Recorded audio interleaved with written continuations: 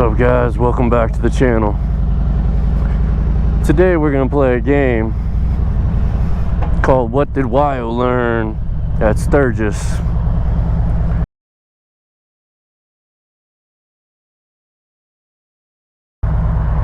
Cause man, I for sure learned some stuff. A lot of it was what I expected to learn, what I expected to find. But man, some of it was just on a whole new level.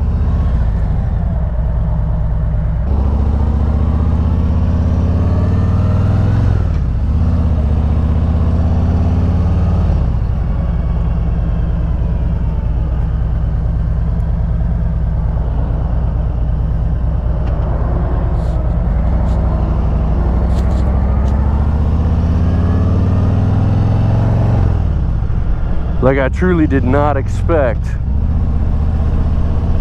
to see that many people that really don't know how to ride. I don't mean any disrespect, but there's a certain required skill level that comes with riding on top of that many other bikers, some of which are riding bikes that cost them as much as you paid for your house.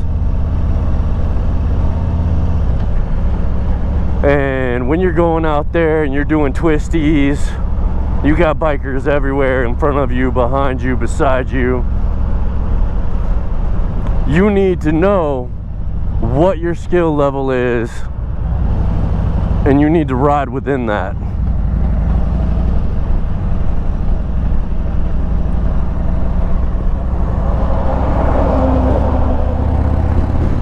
I saw more bikes go down in 3.5 days than I saw in 15 years of riding almost every day all across Florida. I mean, it was just bad. Like, if you're gonna go visit Sturgis, you need to practice your low speed maneuvering. You need to practice working around uneven pavement and steep grades. Trying to park your bike down a steep grade right next to the curb isn't something a lot of people are used to. But you're gonna find yourself put in that position over and over again, because anywhere that the curb isn't sloped, all those parking spots are probably going to be taken, because everybody else from across the country that's never dealt with it before doesn't want to park there either.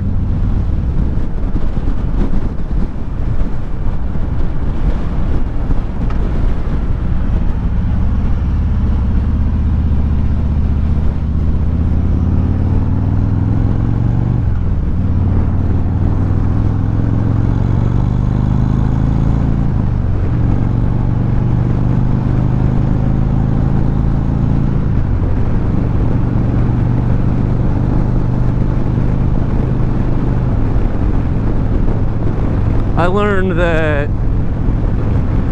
you need to understand hand signals. I can't tell you how many times I saw riders just sitting there waiting and waiting and waiting to get into traffic when other groups of riders were passing along hand signals to slow down and let the rider waiting at the intersection into traffic, and they just had no idea what was going on. They were just clueless. I get it. You know, some people live in the middle of nowhere like I do, and they didn't grow up in Florida where you're constantly group riding.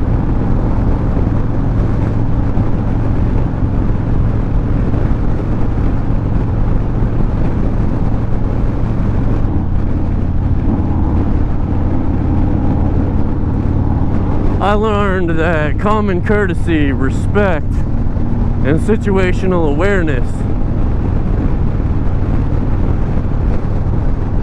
are at a whole new level. Not a high level, a rock bottom level. I got cut off so many times in ways that there was just absolutely no excuse for it.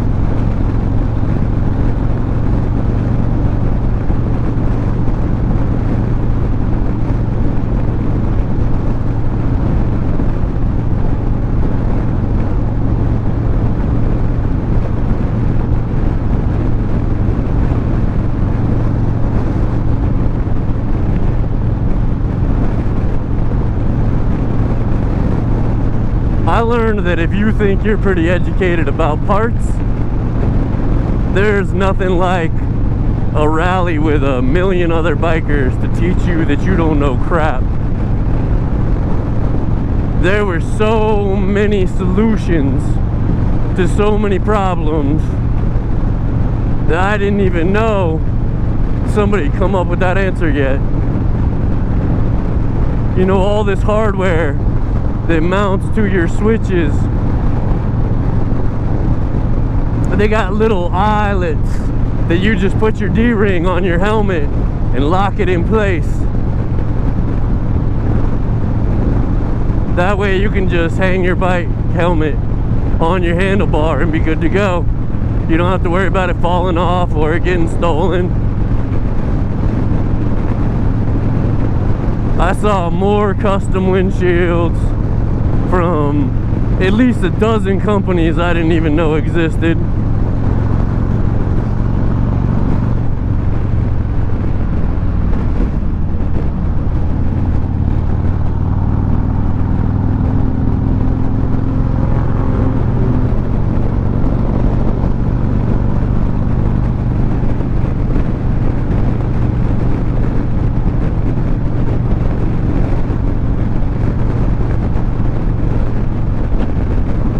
My favorite thing that I learned is you could take a room full of people, different parts of the country, different colors of their skin, absolutely nothing else in common except motorcycles, and everybody will just grab a beer and have a good old time like they've known each other all their lives.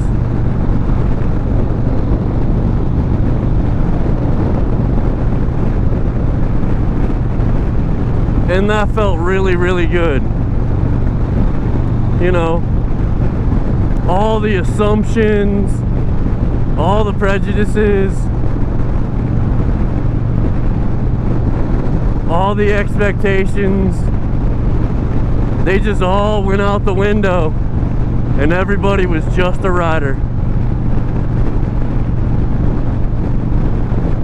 That touched me in special places that I won't talk about on YouTube.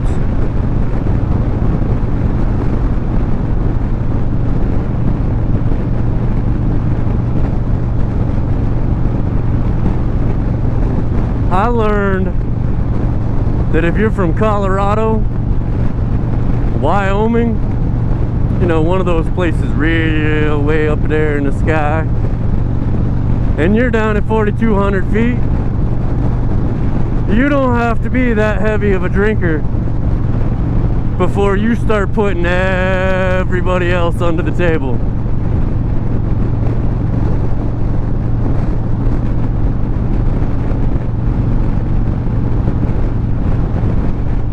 I learned a whole lot of stuff about me as a rider and my bike. A lot about my bike. I'm gonna break that down in a second video though, so that I can keep timing on this one decent.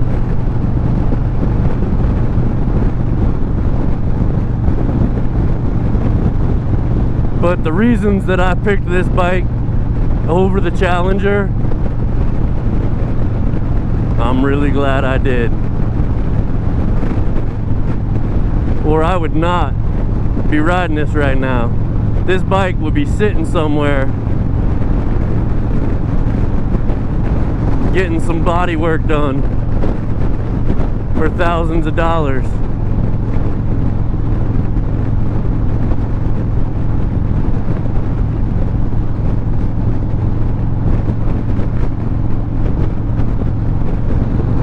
I learned that if you're gonna go to a motorcycle rally and you got room for it, you need to bring your own water.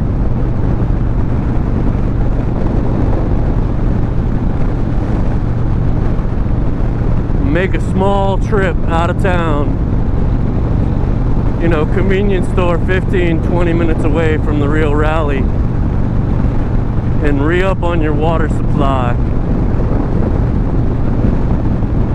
Otherwise, you're going to pay $5-6 a shot for little bottles of water that should cost you $1.30.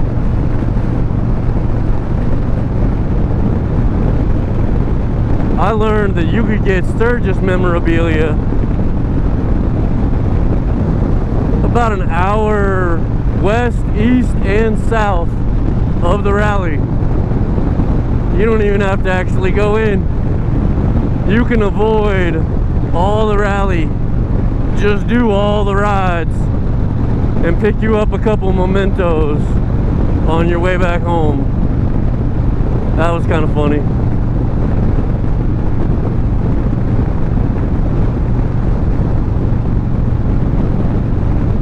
I learned that everywhere around the rally,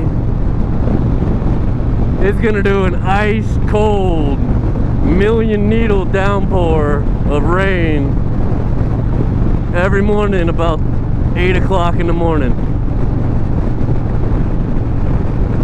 And then you're just gonna cook the rest of the day.